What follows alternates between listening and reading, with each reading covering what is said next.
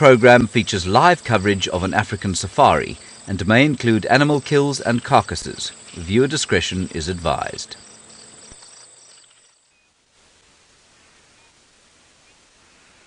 Welcome everyone to the sunrise safari, where we're still enjoying a view of the beautiful moon.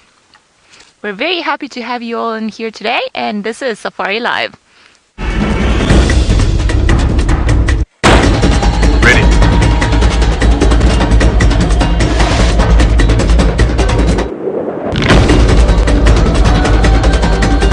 Standing by.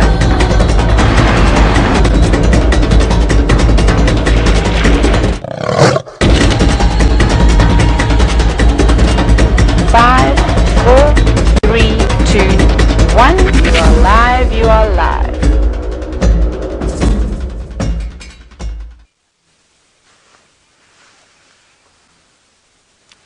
Welcome everyone to the sunrise safari. As you can see, the moon is still out, so we're quite excited. The sun is still not up, and I'm very excited to be back on the wheels and looking for animals today. My name is Ali, and on camera with me I've got Craig, who's very excited because he's going on leave very soon. And I'm just got a bit distracted because I thought I heard lions just now. And maybe they've gone quiet. Typical lion. Anyway, if you guys want to get a hold of us and just send us your comments or your questions or what you would like us to find this morning, please do use the hashtag Safari Live, and we would love to hear from all of you. Like I said, we headed off this morning looking for pretty much impala, but we haven't had any luck. So we shall carry on, see if perhaps what I thought were lions are actually lions. Sounded from the south, so very good chance that they won't be around, but why not try? We've had lots of little trucks, lots of hyenas have been moving around, but we'll carry on looking for them. But let's go over to Byron, who's very eager to say hello to everyone on this beautiful morning. Good morning everyone, my name is Byron, and on camera with me this morning is Fergus. If you missed the pre-show drive with his coffee, there we go, Fergus in high spirits this morning, getting ready for today, looking for honey badgers.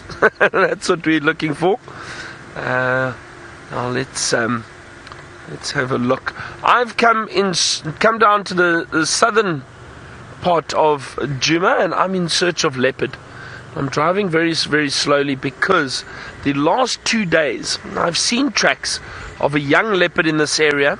Looks like a young female. Now I am assuming that it might be the young Nsele, who is the offspring of Kruger, a very well-known leopard, dominant leopard that was in this area and is no longer, unfortunately. But I'm hoping that we can find this young leopard. Now, I did see some questions earlier this morning about Nsele and Hosanna, and some of you were asking who is their father. Now, I'm not entirely sure, but we all seem to think that it is Tingana, and I think it is Tingana that is their father. Sorry, I just thought I saw a little track over here. Just double checking. I want to drive over any tracks if there are fresh tracks here. Give me a second, let me just jump off, stay with us.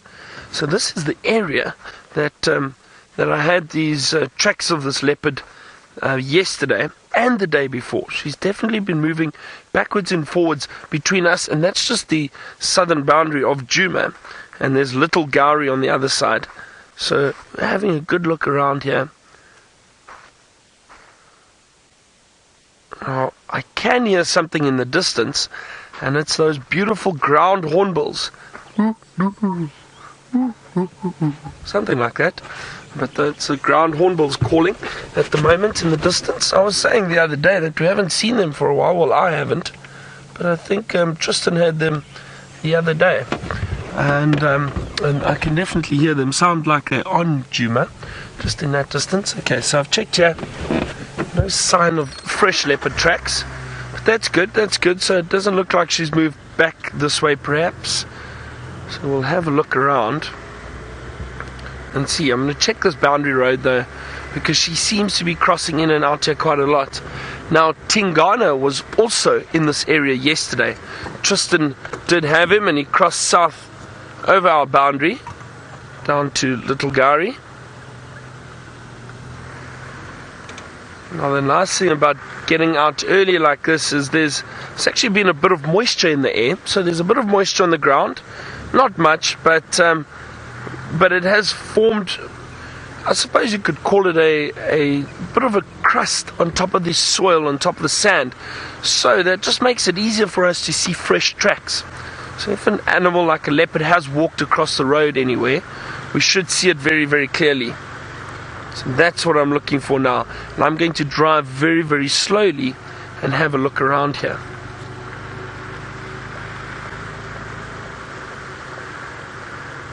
Now, Ali mentioned she's going to look for lions. I hope she has some luck. And let's head back to her and find out how it's going.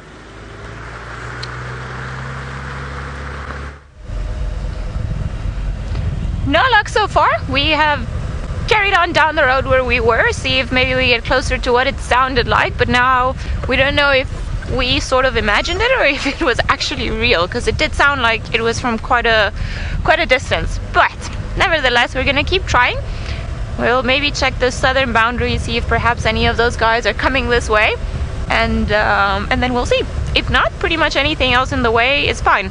I am so very happy because it's not that cold this morning. It's 13 and 55 the temperature, which is wonderful, because when I arrived yesterday the weather was horrible, lots of wind. Yeah, it seemed like it was gonna rain at one point, so quite happy to see that things are changing and it's starting to warm up. Good indication that the cold front is now gone, which makes me very happy. I'm not a cold person. But I think maybe what I want to do is, the clouds are starting to turn into a beautiful color, so I just want to show it to you guys so that you can see what it feels like here at the moment, because it's one of those stunning views. I just need to go a bit further down the road just to be able to show you all, because otherwise there are going to be too many things in between. Okay. Whew. What a beautiful morning. Alright, let's just have a look at those clouds.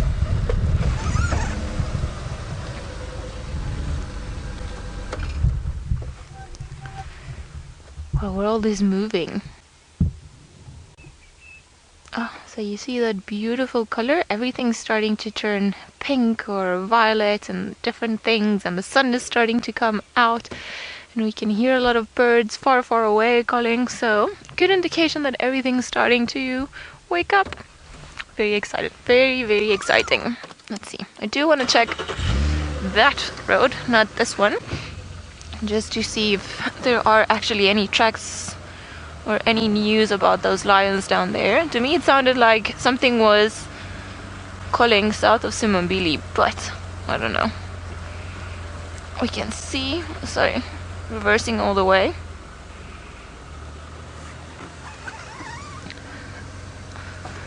Beautiful clouds this morning.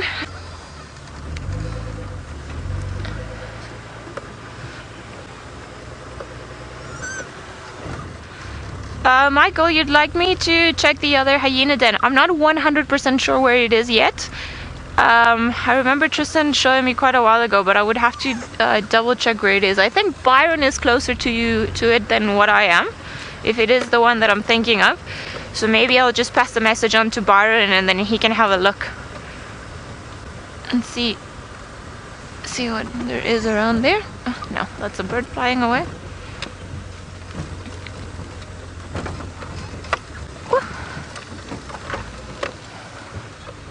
Let's see. Just want to go back towards the gate. While we fight this road, let's go over to Byron and see how the leopard search is going. Hopefully he'll have some news. Wow, that is so pretty. Not yet, Ali, but it's still early and it's still very, very cool now. I think, and what I mean by it's still cool is a lot of these predators may move around at night, but these early mornings I have seen a lot of the time they'll go and they'll lie down and rest a little bit and try and warm up a bit before they start moving again.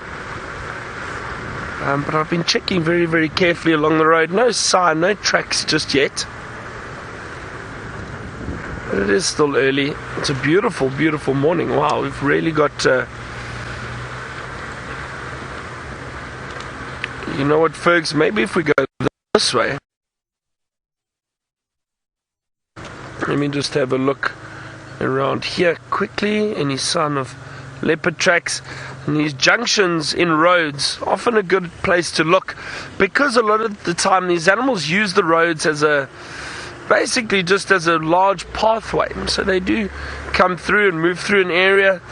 They'll often cross roads just because it's an easier place to cross or walk along the road. It's a big path for them, that's all it is.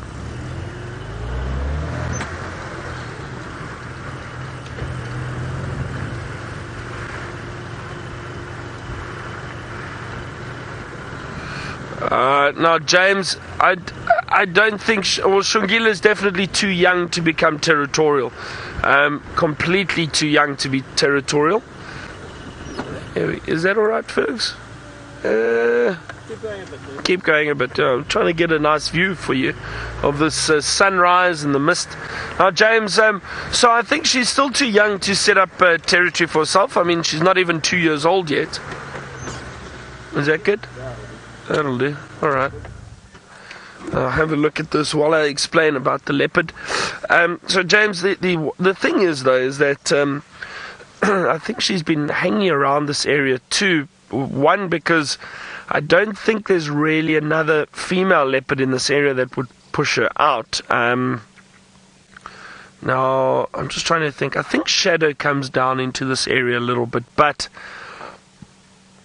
not very often. So I think that's why Shungila is hanging down in this area. This young leopard is hanging down in this area because there's not too much competition for her at this stage. At some point, she will try and set up a territory and expand on that territory. Now, often what happens with leopards is the females will give up a portion of their territory for their female offspring only.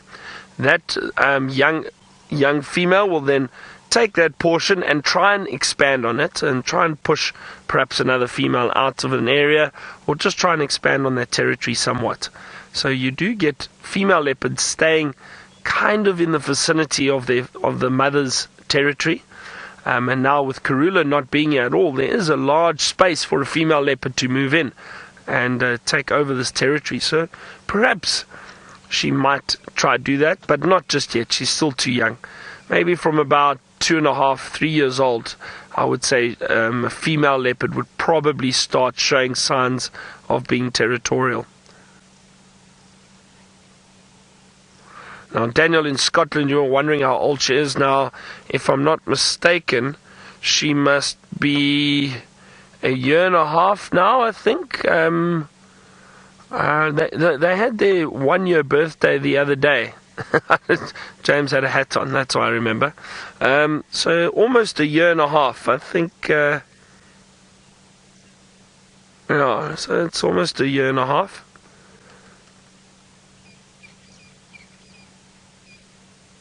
Right, so they are. So they were born in February last year. So yeah, so call it 16 months. 16 months. So she's not even 1.5 years old yet. So that's still very young for a leopard. And I'm surprised at how well both of them have done. That they're still alive. They're still being seen around the young male as well as the young female, because their mother left them, or we're not sure exactly what happened to the mother. We don't know, but she left them at a very young age.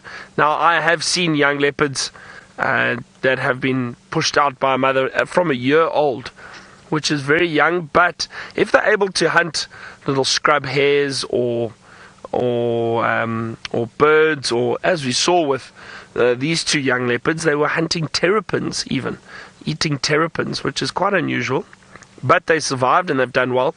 We've seen the young male Husana, we've seen him with impala kills once or twice, and I'm not sure if Shungila has been seen on a kill recently. I don't know if she's been managing to kill anything larger, but I'm sure she will learn very, very quickly.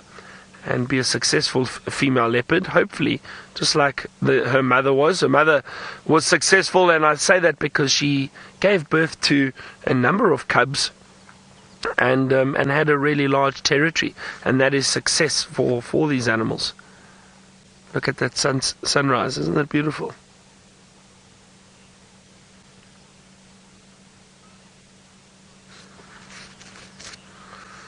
Machine gun nest, you say the sky is on fire. It does look like it, doesn't it?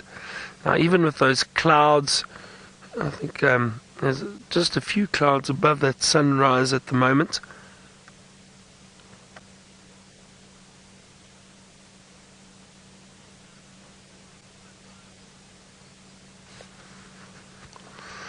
Amanda, we are very, very spoilt out in Africa. Our sunrises and sunsets are generally very, very beautiful.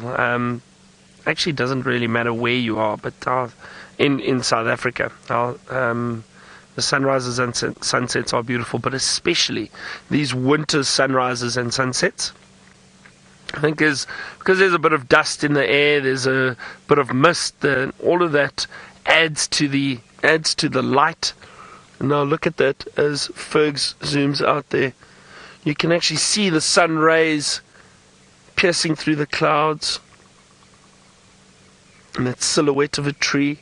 That is very beautiful. Isn't that wonderful?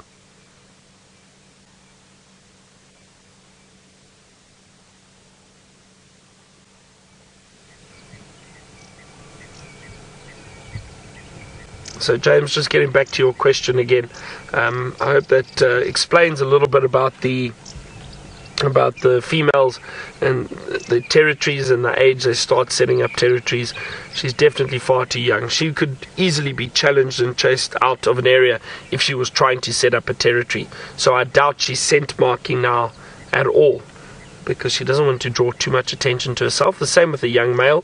He won't be scent marking at all, because that just basically paints a target on his back, and another leopard could easily come through and then chase him out or challenge him, and he's too young for that.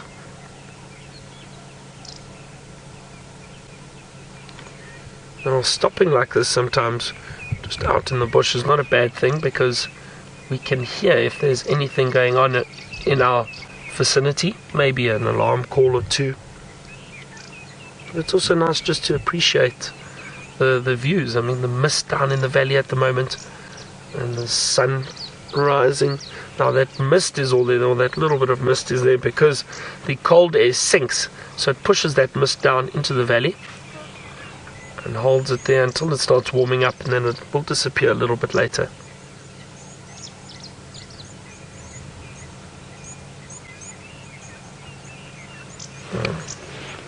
Beautiful. All right. I think let us now focus on trying to find some animals. I think that beautiful sunrise has motivated us, so we'll see what we can find. And now let's head back to Ali and find out how her search for those elusive lions is going.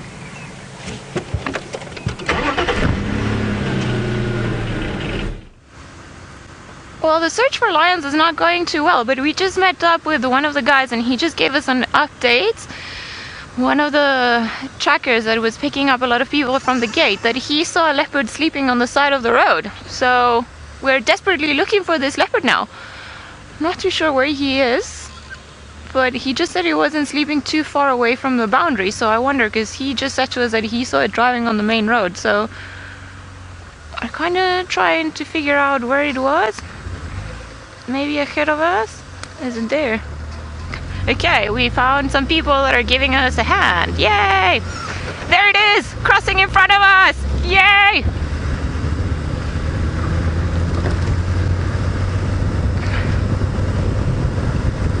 Alright. Let's go have a look.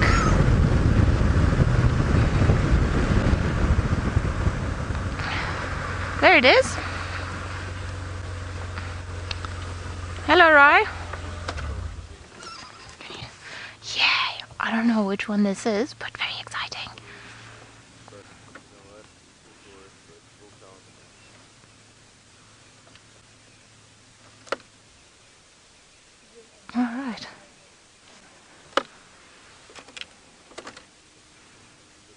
gonna try and going around now.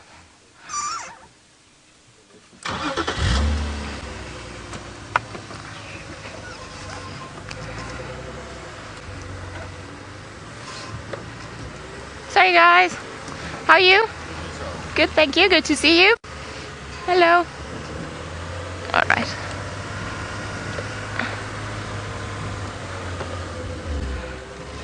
Alrighty.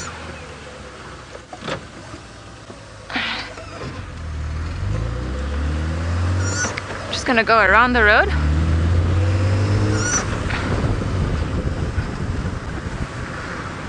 Woo! Sorry.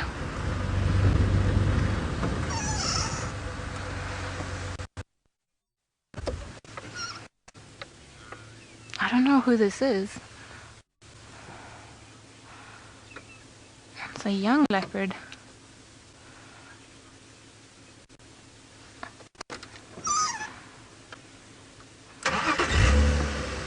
I don't know, this might have been a new leopard because he doesn't seem that happy with the vehicles around. So I'm gonna give him a bit of space. I know this is a bit of a gremlin zone, so guys, hopeful thoughts. Go around here.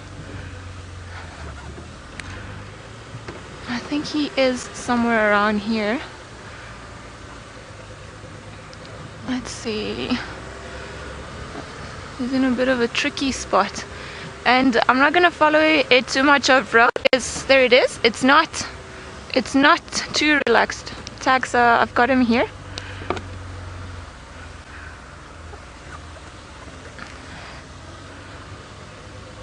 Sorry, go again. I'm not sure. I thought it was a Madonna, but I'll try to have a better look. There it is, just hiding behind the bushes. I wonder who you are, Mystery Leopard. If you guys want to give us a hand and just see, we've got a bit of the spot pattern there that we can see. I just don't recognize his face. I don't think I've seen it before. Let me just try going a bit forward.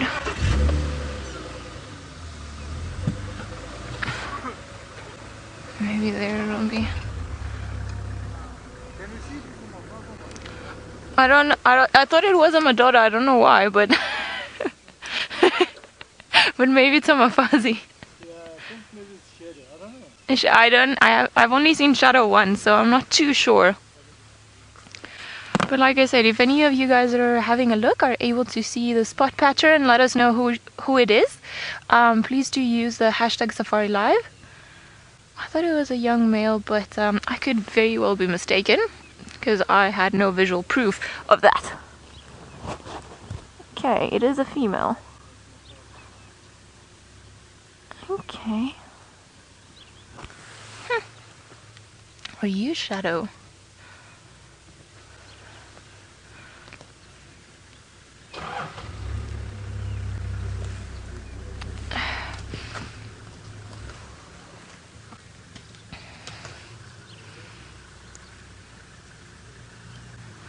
Well, how's that for an unexpected morning?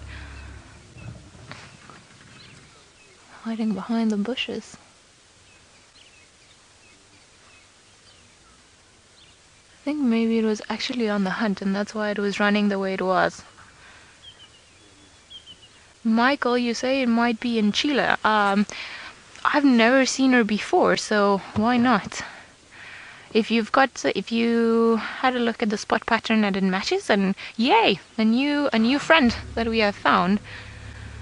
She seems to be quite a small one, and I think I only saw her once, quite a long time ago.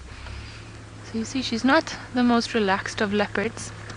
I'm gonna try going forward because she is heading straight into Buffelshoek where we can't follow. Hello, morning. There she goes. Down on the big game path. Well done, girl.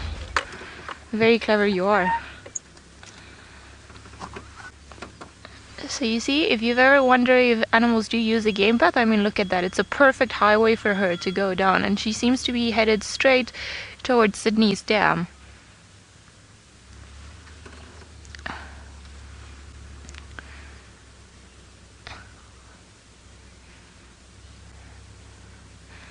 Robert, you're wondering why the leopard is so nervous. Well, it could be that she is busy missioning somewhere, that she wants to try to get somewhere and she's got a purpose of her own that we don't know. But sometimes if the leopards don't see too many vehicles, too many people, then let me just let them pass in front of us. Sorry, I'm gonna get out for you.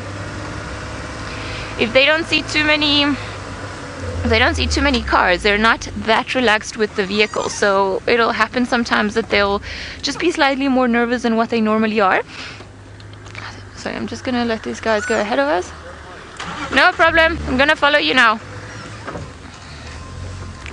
Alright, because we might be able to get another view. Alright, pretty sure that she's crossed already. So yeah, if it's a female that hasn't seen too many cars, or she hasn't been used to having, there she is, that she hasn't seen too many vehicles around, then she's not as relaxed. And this is why leopards are so hard to see. They tend to be more like her in general than the fantastic ones that we have that are more habituated to the vehicles. Because you see, she's very small and hiding in between, running around. It's quite hard to spot her. And there she goes back in. I think she's up to something. I think she's gonna cross in front of us. So viewers have come to an agreement. You guys think it's Nchila, the granddaughter of Salaesh. Well, I know somebody was asking about Salaesh yesterday, and it's funny that we've got the granddaughter now joining in. I think I only saw Nchila once when I was working at Simbambili, not more than that. But now that there's a big gap open in this area for territory, maybe different leopards are going to start pushing in, coming around, see if, if maybe they can start making this one a home. I think she has crossed onto Buffelshoek. Just going to see if maybe she'll pop out somewhere around here. See if perhaps we can have a little bit of a look. Or one final look. And I don't know, I don't think this is normally part of the territory or the area where she goes off to. So there she is in the open. I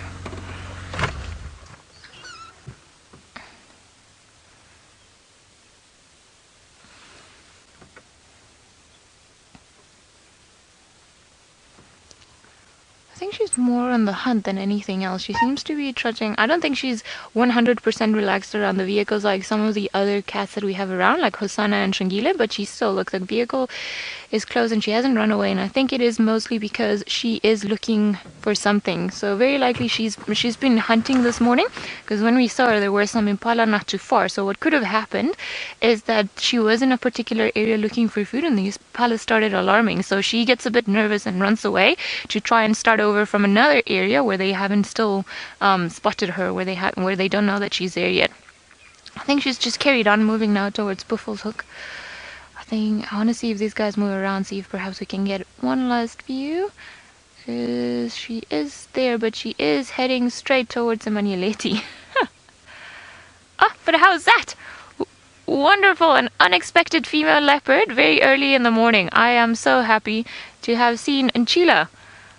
And I think, if I'm not mistaken, Nchila means tail, and she got that name because the end of her tail, it's quite fluffy for a leopard. Off she goes. Let's see. She is... Yeah, she's gone all the way, but yay, leopard! How exciting! We definitely did not expect to see a leopard. Well, that's good. I can tell you guys that she's doing in very good condition. And thank you all so much for helping us identify her. But let's go over to Byron, who are not...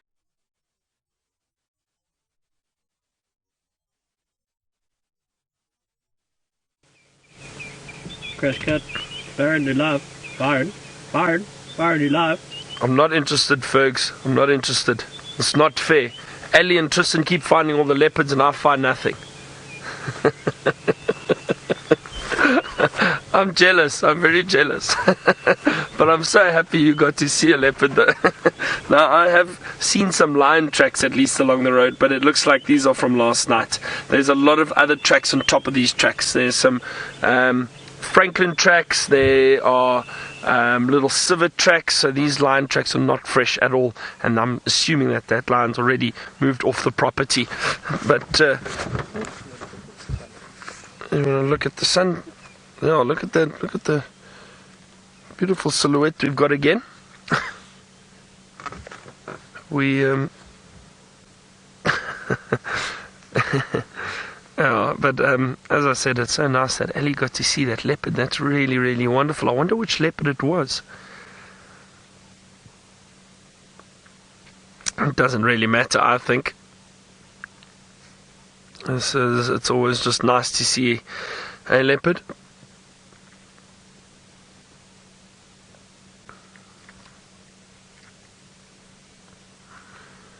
I'm not sure when this lion walked past one of the males, so one of the Birmingham males, but it does look like it was last night at some point. As I said, and it also looks like a vehicle is driven over these tracks, so not very fresh, but look at that wonderful silhouette. Very nice, but I think we're going to continue. I'm going to drive around, do another loop and down and head a little bit further east of here. Just see if we can't find some signs of these animals, these predators.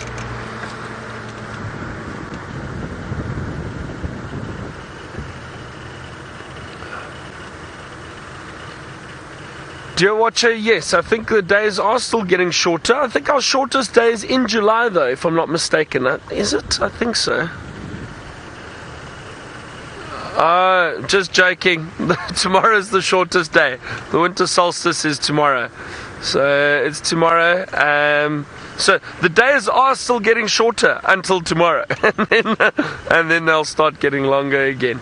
Slowly but surely. But there's a period now for a few weeks where we've got shorter days.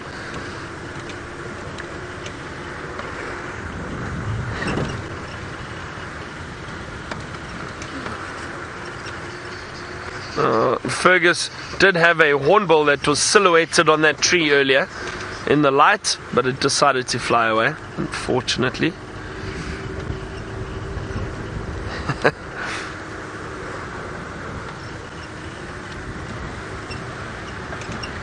Sure, it's chilly down here. I can feel we've come down into a bit of this depression at the moment. We're heading closer to the drainage line, the Milwaukee, the main drainage line that runs through Djuma. I can feel how the temperature is slightly cooler down here than it is where we've just been.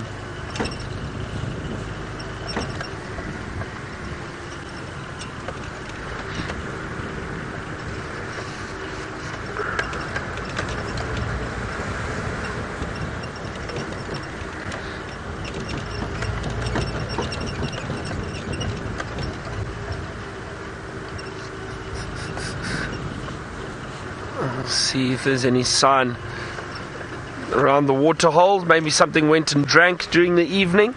Maybe find some fresh tracks there. I'm trying to think, I'm trying to make sense of those lion tracks, when that lion would have walked through the property, because we didn't have tracks of him yesterday unless someone followed him last night after we finished the show. Perhaps one of the other guides that might have still been out, they followed him in. I'm not sure where he went. Just doing a little loop here quickly.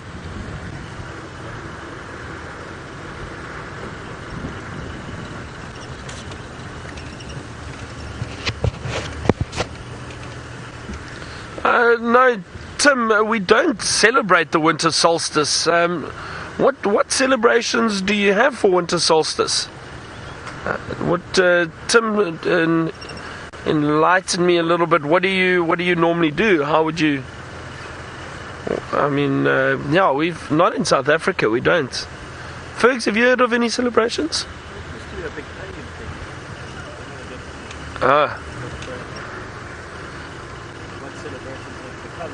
Yeah. Okay. No, I'm not sure. I think Wild Earth should do something. Maybe Wild Earth should do something, Fergs.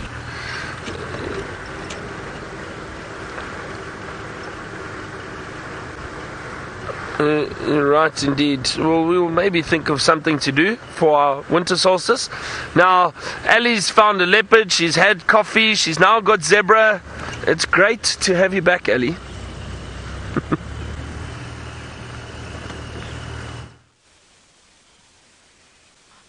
Thanks, Byron. I haven't worked with Byron until now, so I was very curious about this whole mystery of Bicep Byron's person. But I can tell you, he is just as funny in real life as he is behind the cameras. So never a dull moment.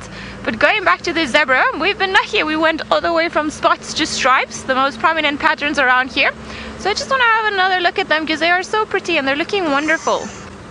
We've got a few youngsters. And it seems like a few moms. And a stallion.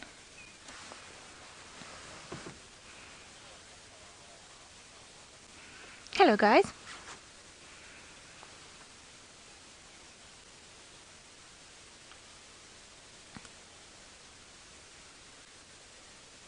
Alright, sorry guys, I was just listening to an update. But it seems like it's nothing in this area. So, let's carry on enjoying the view of these beautiful zebras. They keep moving around, and I'm sure it is because they're trying to find spots that are slightly a bit more warmer. And just because Craig and I were laughing after we made this whole speech about how nice and warm it's getting, then all of a sudden, you know, the clouds got a bit bigger and the mist actually started coming down. So we've had a bit of an emotional roller coaster for now, but look how good these guys still look. Their condition in general is looking fantastic, I would say. Better than good, because they're all looking quite healthy, quite strong. And it's a good thing that they're looking this way at the beginning of winter time, I think. Yeah. Oh my goodness. Because the hardship is only going to start now. So I'm very happy that they're looking like this, because then it means that they'll have a very good chance of making it all the way through the winter. Unless that's, of course, any of the Nkuhumas bump into them or anything else. Oh, but I love zebras. They are so stunning. Yes, they are beautiful. And of course, as in any loyal group, we've got a few birds that are following them around that you may see every now and again jumping. So there's a drongo, and there seems to two drongos and a starling that keep moving around. There's a starling. And they know that when the zebras start moving around and they start trampling the grass, that little insects are going to start jumping out, so it's easier for them to spot them and then maybe go and eat them. Ah, you see the zebra to the left is having a good bum rub.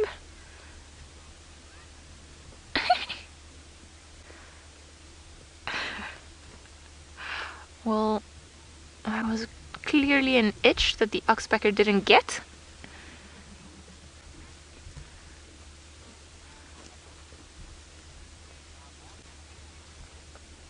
Sweet Asiable, I believe it's your handle. Sorry if I got it wrong. You're saying you love zebras. Oh, I love them too. I think they're fantastic, and they're definitely one of my favorite creatures to photograph. I mean, all those stripes, and when they stand next to each other, or when they start rubbing, or when there's beautiful light like the one that was hitting them a few moments ago, I think it's one of my favorite things out here. But this one is clearly having a very good rub. So sometimes we see very shiny barks of trees. You see, we always say that elephants and buffalo, they come and they do this, but zebras are really also quite guilty about it, because they're still, you know, I think she's been going for a good 5 minutes or so. It's funny how, you know, the oxpeckers will be around and they will be there to help them and catch all the ticks and everything else, but sometimes there's nothing like a tree and a good old rub.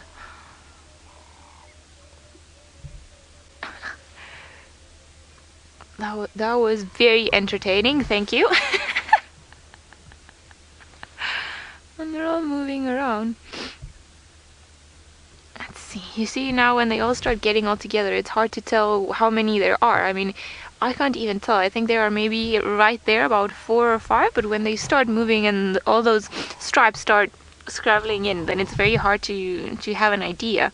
So that's why for a very long time there's been a theory that the stripes are to camouflage, to confuse potential predators and see how many there are, or so that we can't see how many there are, just to confuse in terms of distance. I'm gonna try and go a bit further, see if we can have another look. John, you say that they are very beautiful zebras. I agree, I love them. And I like that we've had from spot to stripes this morning. That is always something good to look for. Let's see, maybe out here in the open we'll be able to see some of the youngsters. They're still looking a bit of a brownish color. They're still not as dark as the adults, but they're slowly starting to lose their colors. Here we go. We have a headless zebra.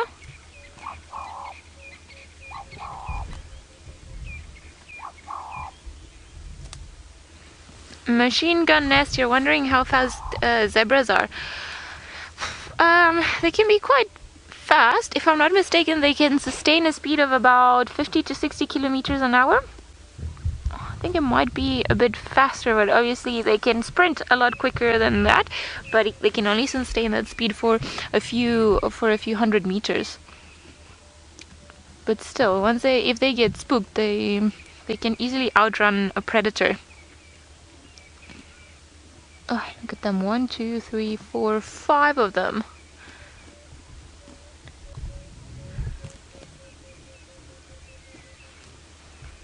Ryan, you're wondering if zebras would crossbreed with other animals. It's happened before, but it happens mostly in captivity. So it doesn't really... it wouldn't normally occur in the wild. It's something that it's not a natural, normal environment where it's happened. I know they are zonkies, so zebras mixed with donkeys, and that's one of the hybrids around here. And I want to say that maybe because yeah, I know the zonkies are there. I don't know if they've tried making a mix between zebras and horses. I don't think that's happened, or I wouldn't even know how to call a mix between a horse and a zebra. But as far as I know, zebras and donkeys, and I think maybe in some zoos they've managed to do... What isn't there? Was something else. I think they've tried to crossbreed zebras, but I think it's all been done artificially, because there was one species, the quagga, that was extinct, and I think that they've tried to how can I put this? They've tried to bring them back, like using all sorts of very advanced technologies to try and sort of breed them from a zebra mother. I think this happened in the past. I'm not 100% sure about this. I could potentially be imagining this last part, so if I'm making a mistake, I'll apologize. I'll have to go and find out. But yeah, normally in the wild, creatures don't breed with other animals that are not the same species. It does happen with some other ones where, for example, where they're not too genetically apart. It happens a lot with cats and so domestic cats and wild cats, where they'll crossbreed and then you'll get hybrids and creatures that are somewhere in between the two of them. But nature's very wise, and it wouldn't normally put those creatures that can interbreed or would interbreed that easily in the same environment. Hello, you're all coming around now.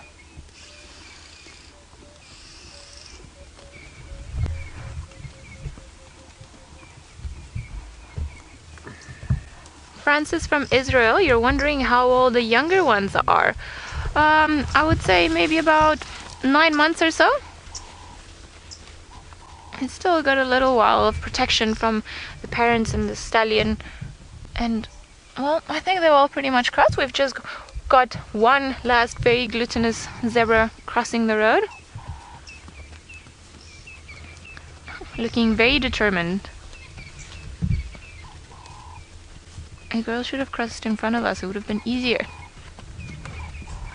Alright, seems like everything wants to go into Buffelshoek this morning. I wonder if there's a party up there that we don't know about. But good, as long as we find them before they cross.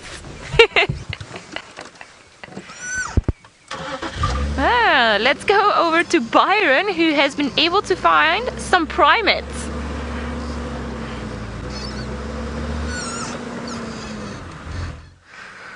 We were able, and they've now disappeared.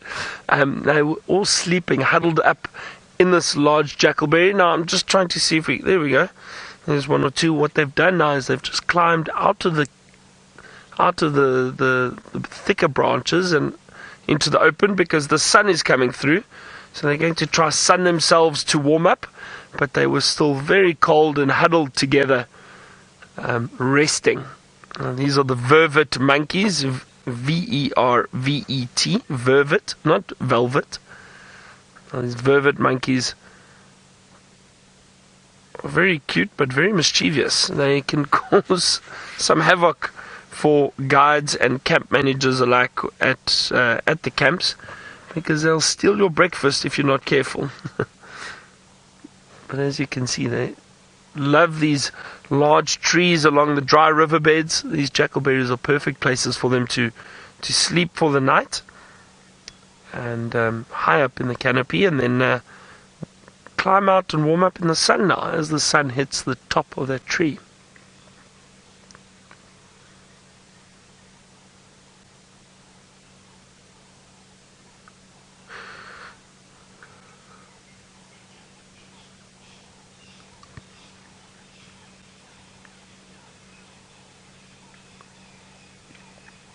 It's definitely much cooler down here in the drainage line. We've just been driving through here hoping we could find some tracks or something crossing through here, but nothing yet.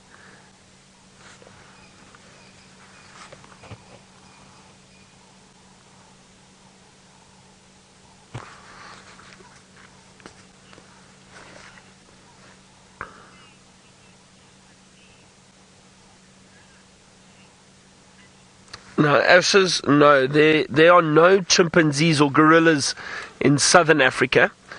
We don't get them down here. So they occur kind of Central Africa, Rwanda, the Congo. That's where you start seeing chimpanzees and gorillas, but not down here at all. The only large primates we have are these vervet monkeys and then, of course, the baboons. That's it. But we don't have any of those other primates down here. And Tristan's also here.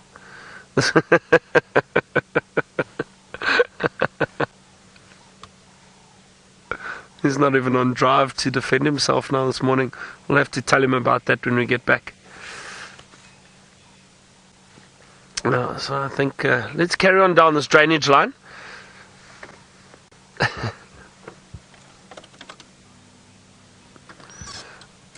Oh, Francis, all the way in Israel, you say these monkeys are naughty, but they're cute.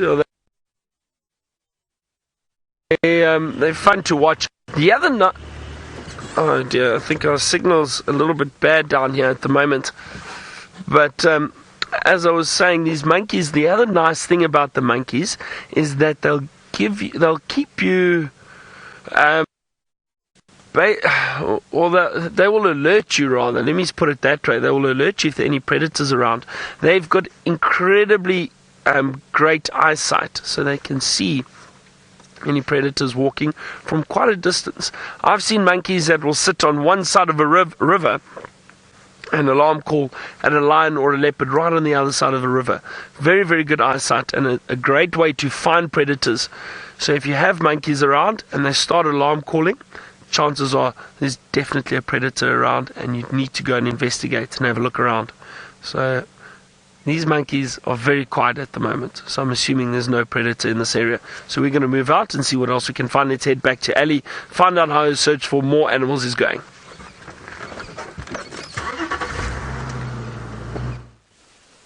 Ooh, well, we are freezing now. It seems like the temperature dropped suddenly, but we are looking at a very loyal pair of crested francolins on the road. Hello guys. Pretty fluffed up, normally in pairs, so they're all fluffed up because it's quite cold around here, so they're just using the fluff, or their feathers. They put them up like that just to be able to trap the heat that they're irradiating from their bodies, just to keep it around them, almost like a bit of a jersey. As they don't have any other way of keeping themselves warm other than this, or just standing and sunbathing for a little while. But it seems like the sun is covered behind one cloud, just the one cloud. So I'm sure that that's the one cloud, as you can see it, doing a lot against us. But the francolins are still going, and I think we're going to follow their lead and then carry on moving around there, see what else there is around here. Hopefully something. It seems like Nchila has gone all the way to Manyeleti. So I'm very happy we got to see her just for a few seconds. And the striped zebras. I'm still pondering about whether they interbreed with anything else. Because I know donkeys are definitely one, zonkies, but I don't know if they've managed to make them or bred them in captivity with something else. Oh, we found all the birds. Yay! There's even a hoopoe in front, but I hope that it's gonna stay there because yes! Hello! I've been trying for so long to get one of these ones whenever I'm out on drive, but they always fly away. Very happy this one is not. Ah, look at... Hey, you guys, that was not fair. I'm glad you all saw it, that it was actually the Franklins that were pushing the hoopoe away. And the one is particularly unfriendly with the rest of us. Oh, they're funny. And they were walking so happily next to each other.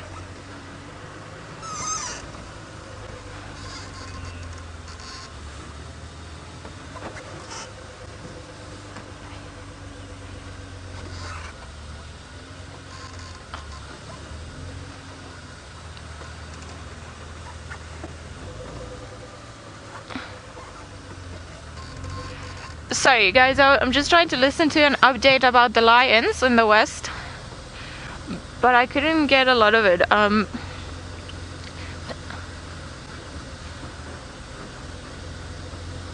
Okay, I think maybe they found a male on Simambili on One Eye Pan, so it's not too far from where we first thought we'd heard them, so that would make complete sense. So hopefully later on this afternoon it'll start moving around. If not, I'm sure the guys will let us know if it does cross all the way up north, just like that, like the leopard did. Rashni, you were wondering if Franklins are monogamous. Well, they live in pairs, but as far as I know, they don't pair for life. So you normally can find a male and a female together. But best way to find that out, let's have a quick look at the book, and then we can find out. Because that is actually a very good question. So like I said, as far as I know, they are in pairs for the season, and then after the season they tend to remain with the same one. But do they take it one step further? Let's see. Blah blah blah. No, it doesn't say anything about them, so I'm sure they're like the rest of the birds. Central voice, duet, status. Yep. So they are not monogamous pairs. They just form, or they don't mate for life. Let's put it that way. But they do form an association with another bird, sometimes, or a male with a female that'll last a season. But it's not necessarily that association will last a lifetime for the two of them. So, unfortunately, not. I think the best example of monogamous animals that we have out here are probably some of the eagles that they pair for life, and of course the jackals, because the jackals do pair for life. And I'm sure maybe when my brain is not frozen I could think of other creatures, but I think jackals are the best example. Okay, well the sun is starting to shine. I think maybe that one cloud is going away.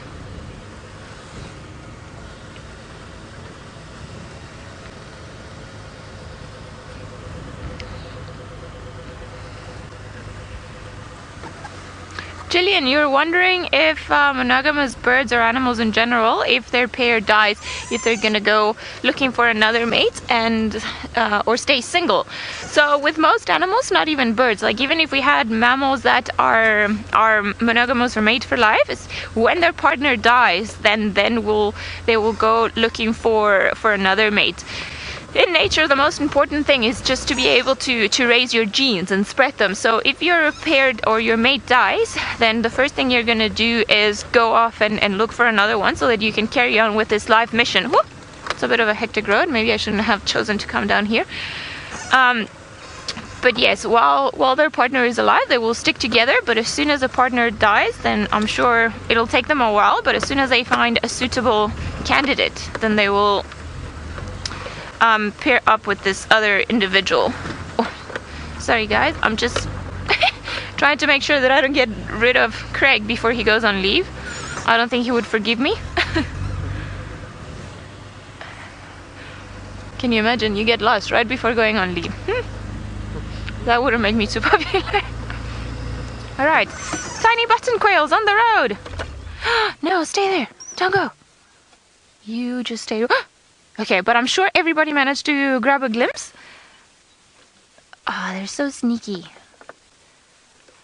See, I am surprised. This is one of those tiny creatures that I absolutely adore because they're so tiny, and I still don't understand how something so small manages to survive in an area that is so big, with so many creatures like the elephants and the lions and the leopards and the genets and the civets and pretty much everything else. So I think it's, kudos to them for being able to survive and do so many things and, just being around. And that is the one wonderful thing about Djuma that I find in respect to other places where I've worked. We see them quite a lot around here, and the noise that they make, the noise is 1,000 times bigger than the size of the little bird.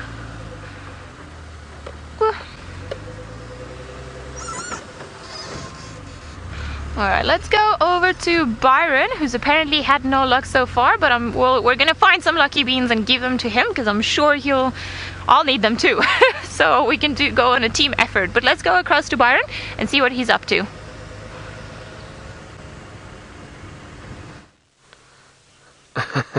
Thanks, Ellie. Now we've got some impala in the foreground just over here, but that's not what I'm looking at. I'm looking at a beautiful adult batelier in the distance. Look, there it's sitting in the morning light.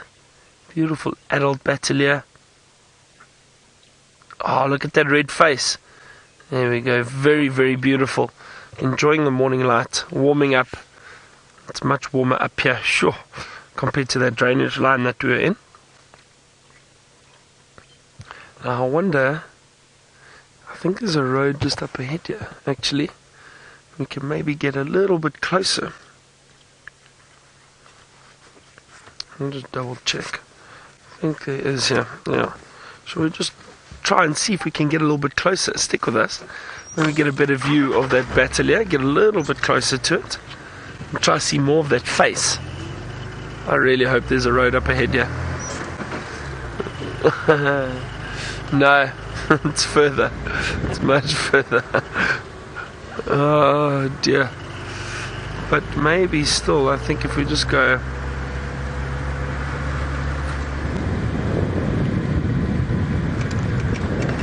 around, we might get a better view of it.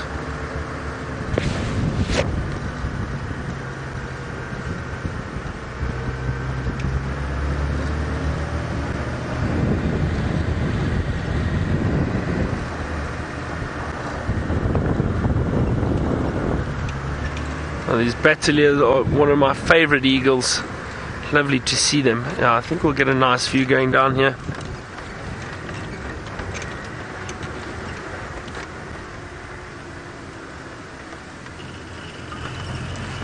Can still see it. It's still perched high up in that dead tree. Can you see it, Fergs? It's just over there. Hold on. And halt, you halt, you say. How's that, Fergs? Maybe that's a nice view of it. There's a branch in front of it. Is that alright? In front of its face. Hold on. Let me just move a little bit.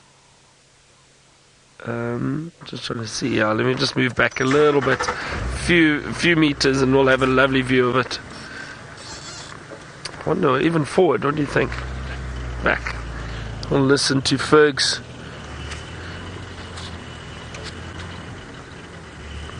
Try through there, maybe, Fergs. Let's try that. Trying to. Yeah, there we go. I think we got him now. There we go. Finally, a nice view of a beautiful batelier.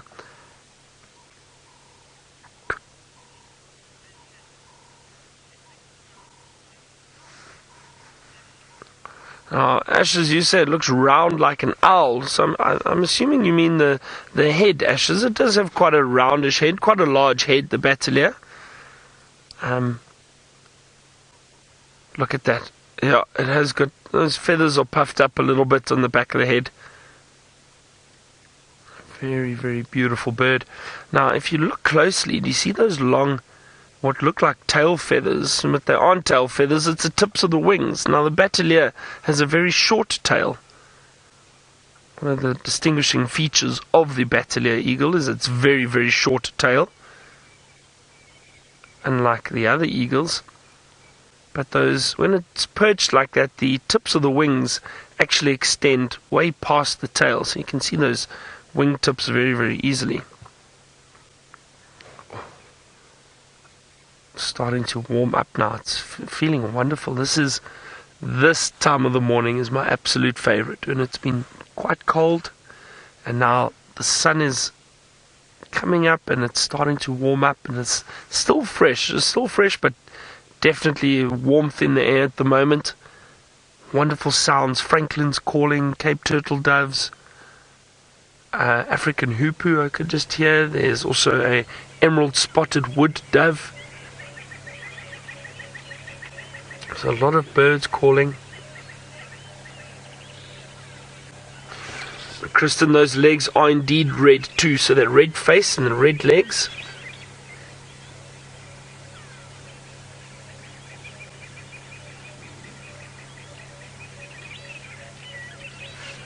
Let me see some guys talking on the radio. I'm just trying to see if they've got anything. I'm not sure. It sounds like they're on one of the neighboring areas.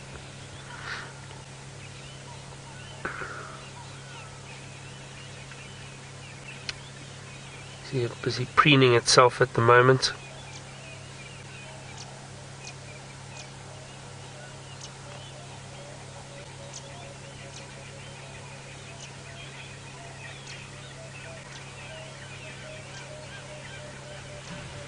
Now, Anna Marie, I'm not sure the wingspan of a Bateleur. Let me try look it up for you quickly, see if I can find it, because these eagles all vary in size. Now the Bateleur is not one of the big eagles that we get. It's only about 60 centimeters tall, so much smaller than some of the other eagles.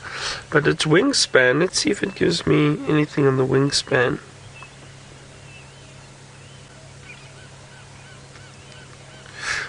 It does indeed. 1.8 meters, Anna Marie. So 1.8 meters wingspan of a Bateleur. So much smaller than that of a fish eagle or a martial eagle. They all over 2 meters. So 1.8 meters. That's still a pretty big wingspan.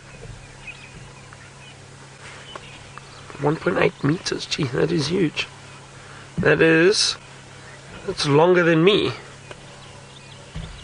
Huh? Yeah. Yeah. I think I'm about 175, I think. Meters, I think that's what I am in height. I think. Could be mistaken. Maybe I'm close to 1.8. Chantal says I'm shorter than her. No, I'm not, Chantal. We'll have a standoff at breakfast this morning, Chantal, and we'll see who is taller than who.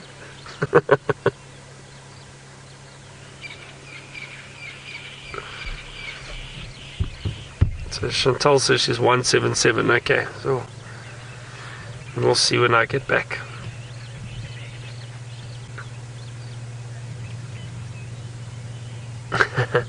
Machine gun nest. Now I can't do a Bateleur call. Let me see if I can get it for you. I don't want to disturb him, so I'm going to turn it down.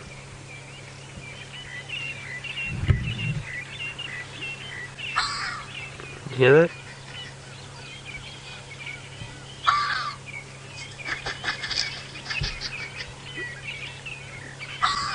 It's a very harsh, high-pitched scream or shout.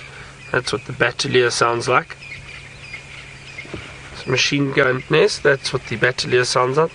Ha! Something like that. Luckily I can't do it. But it's really enjoying that morning sunlight.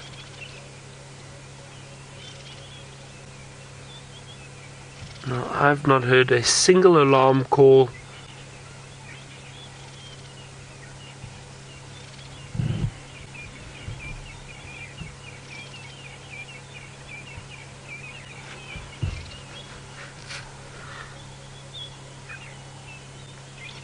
I think we'll leave this beautiful battalion and move on.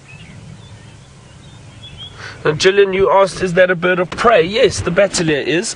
Although it does scavenge a lot. I'll see what else they feed on. But the battalion, funnily enough, does scavenge. So it'll often try and get to carcasses before the big vultures and that do. And it will feed on some of the carrion. But it will hunt small birds and reptiles and small mammals. So probably like mice and that are running around. That's what the battalion will eat. But as it says here, scavengers carrion. So it will go and feed on carcasses quite regularly. But it is considered a bird of prey, a big eagle, beautiful eagle. Right, now from a bird of prey, let's try and go and find a predator.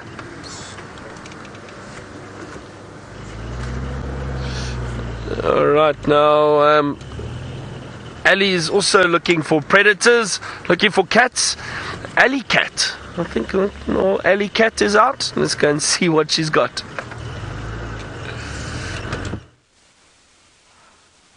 Alley cat and bicep Byron.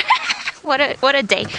No, I just want to show you guys, we found some lion tracks on the road, but maybe the car is gonna go falling down if I don't put the handbrake on. But it seems like a lion has done a very long trip all the way around. I need to find a track because now I can't see them, obviously. Maybe this one here. So we've got a nice big track from here to here. So just to give you guys an idea, and the size of my foot. So I'm still bigger than the lion, but not for too long.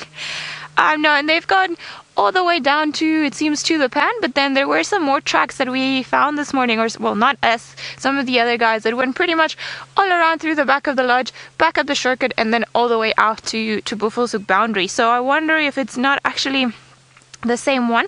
I'm gonna have a quick look around, and if it heads roughly that same way, then, well, we already know where it ends, and sadly it doesn't end on Djuma.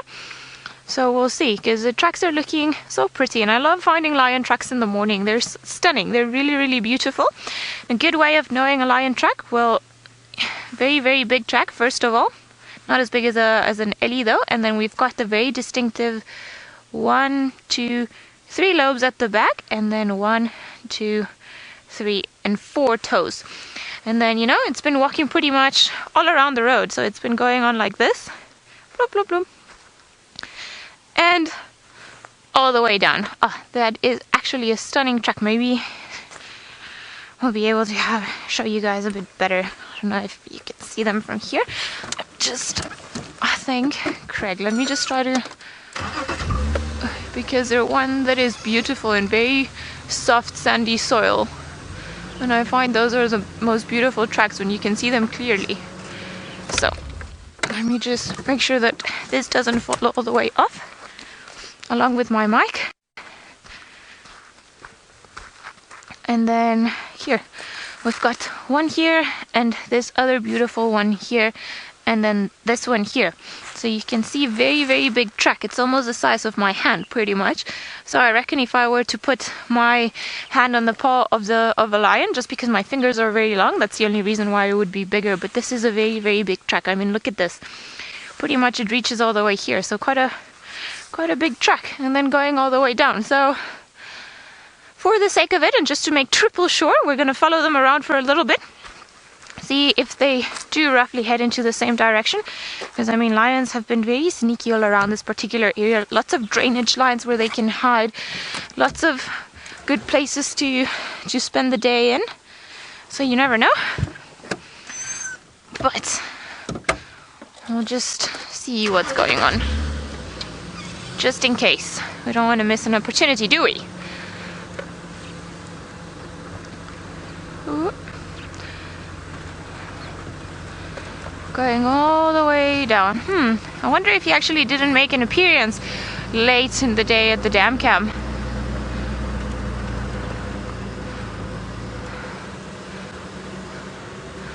Alright, well it seems like the dam is quite quiet. Seems like Byron managed to find a tiny little creature, so let's go over to him and see what they're up to.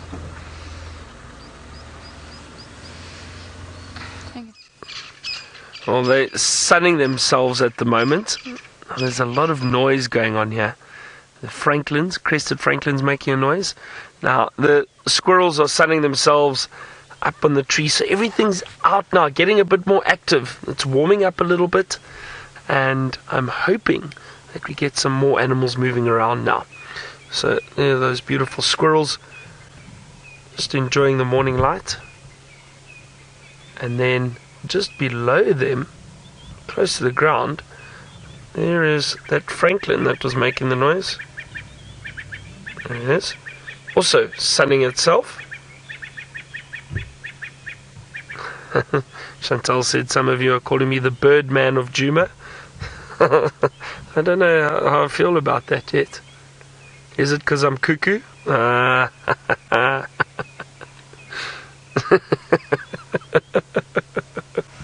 Full of... Stop laughing, you're barking the picture.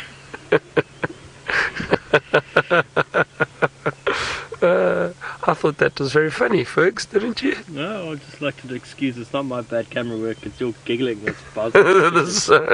Yeah, sorry, I won't giggle anymore. It bounces the camera around, my bad. It's not Fergus. That's a lovely shot of that crested francolin, though.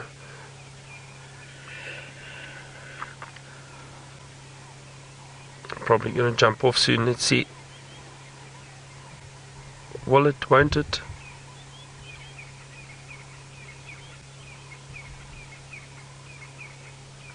A lot of them calling at the moment in the distance too.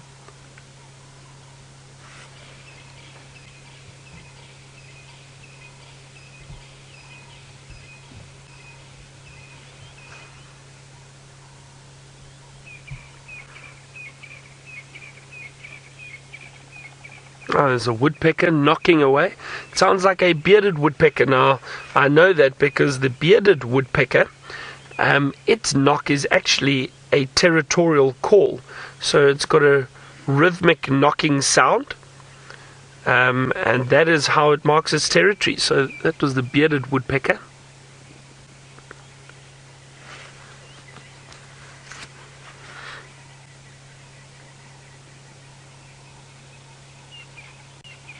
I suppose we've all got funny ways of remembering these sounds and different little things in the bush. But I always remember the bearded woodpecker sound, that knocking sound or that call. I picture an elderly gentleman walking along with a walking stick and tapping on the ground as he walks. So I think that knocking of the walking stick is similar. It's not quite the same, but that's just how I remember it. My mind sometimes works in funny ways. Or doesn't work at all. So from these animals that are warming themselves up, let's keep going. Let's look around and see what we can find.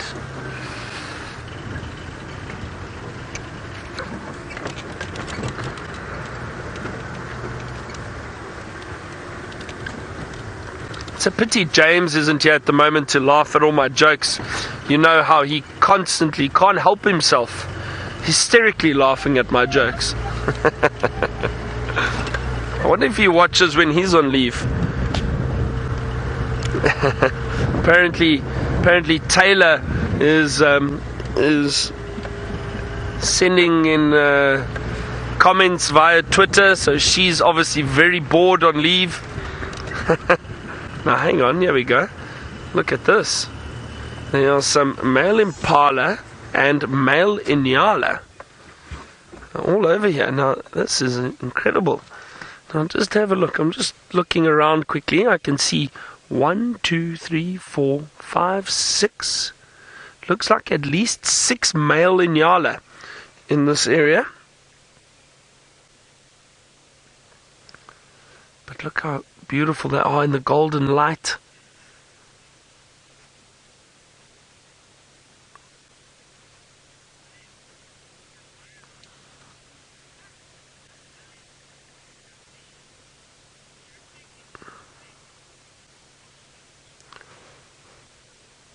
Sure. Now, Roshni,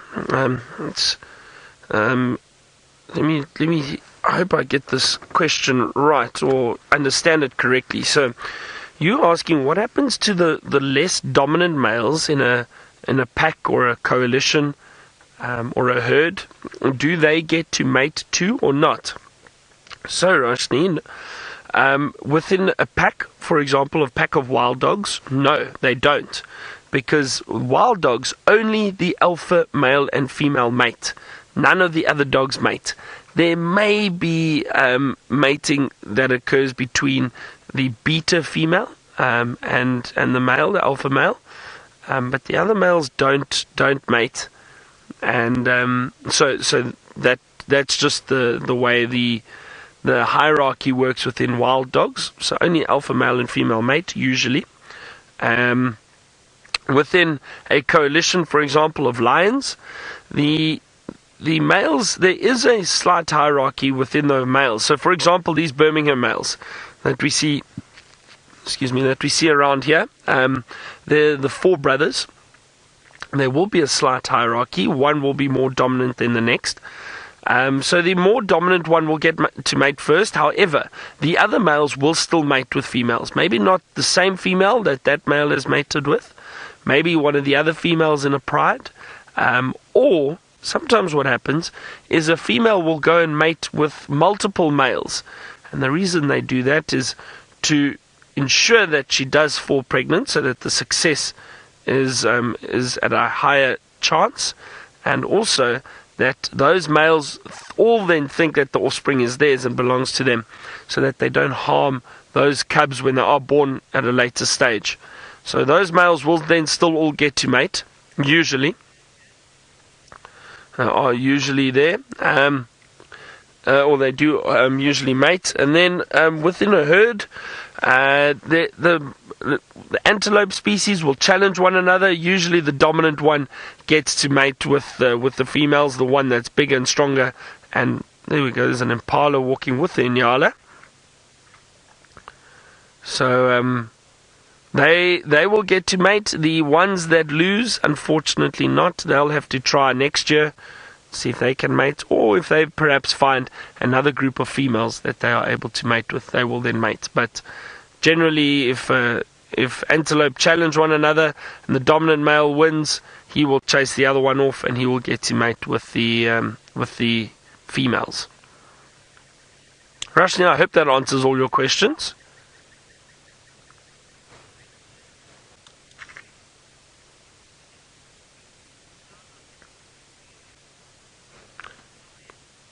Well, Brian, the difference between Nsele and impala is they're just different species of antelope.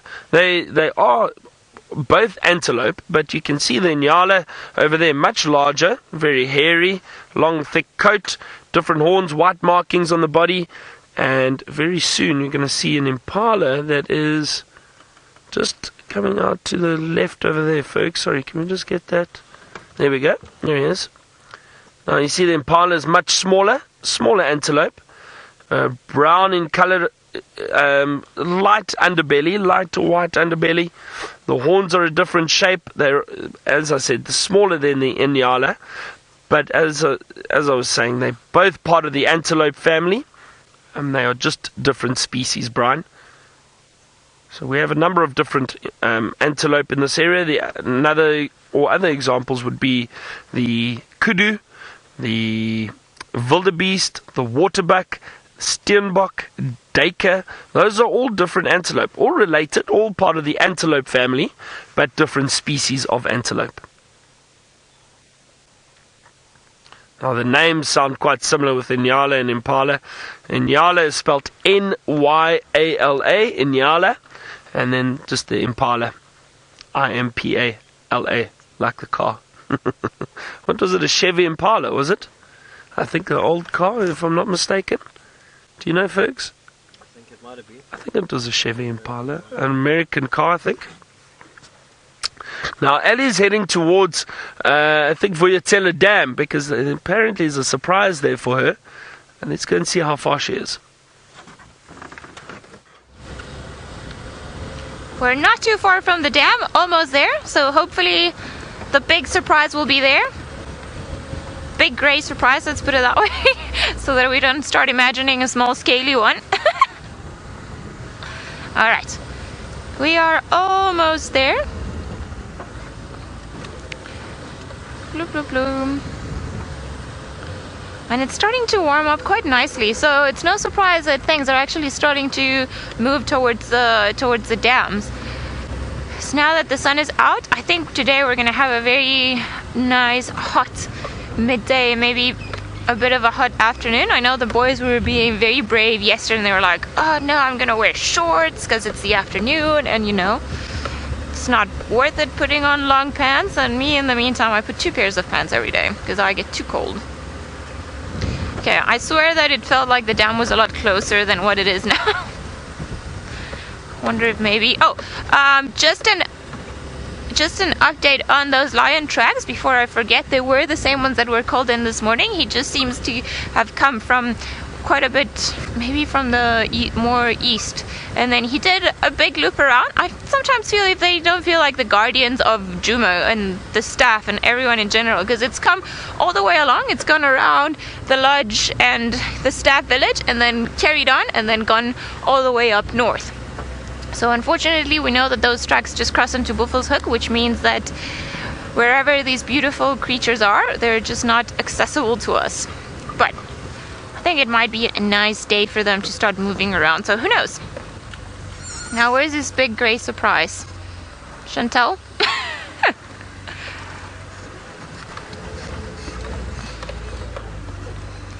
Alright, let's see.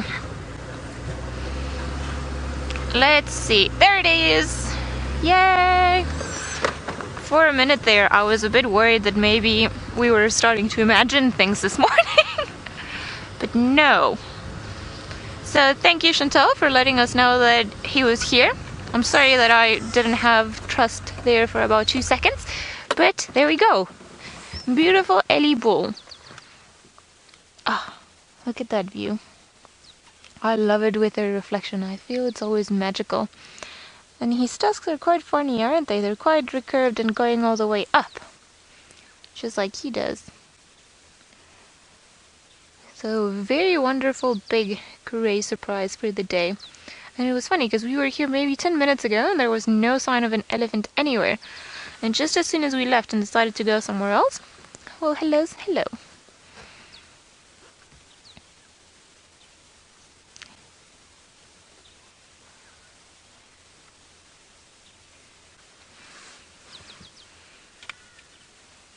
Adele, you're wondering if the water is going to become scarce now that we're heading into the dry season. Yes, it will. And we're also going to start seeing less and less in certain areas. Some of the natural pans, and not the ones that are artificially pumped, will dry up eventually. So there will be less water for some of the creatures. And you'll find that they'll start concentrating in areas where they know that they can always find water. So around this particular area in the Sabi sand, there's lots of artificial water, so I don't think a lot of the animals will struggle too much for water. That is a very odd way of drinking. Are you being super lazy with your trunk? I don't know if you guys can have or can make it out, because it looks quite funny from here, but he's actually drinking, but at the same time he's resting his trunk in a very funny manner on his tusk. Oh.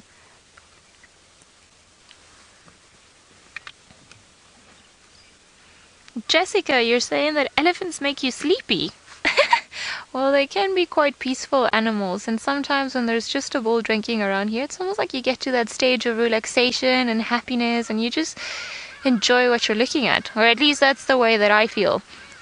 So I think ellies are very interesting creatures to look at because they're always up to something. They're always doing something, or they're pretending to do something else, and in the meantime they're just checking you out.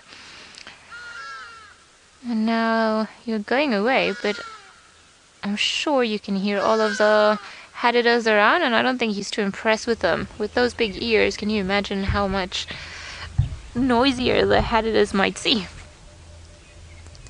Have you had a drink enough? Maybe he's gonna go for a bite.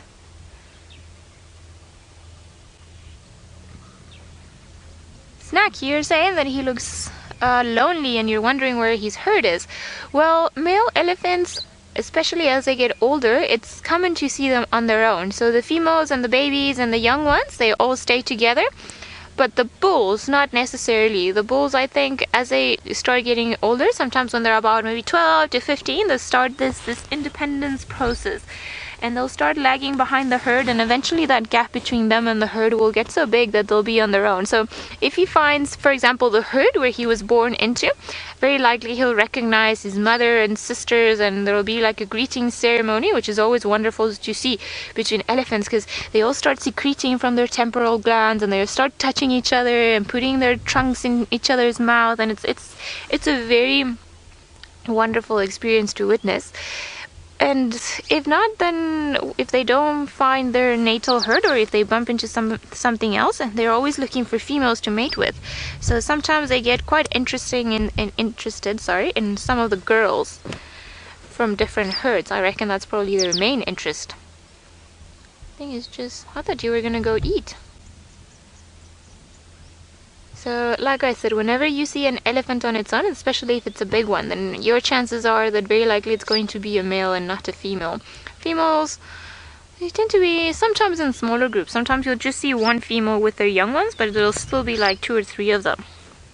Whereas when you just see maybe 1 or 2 big ones, normally the males. Amazing how such a big thing hides behind the trees, isn't it?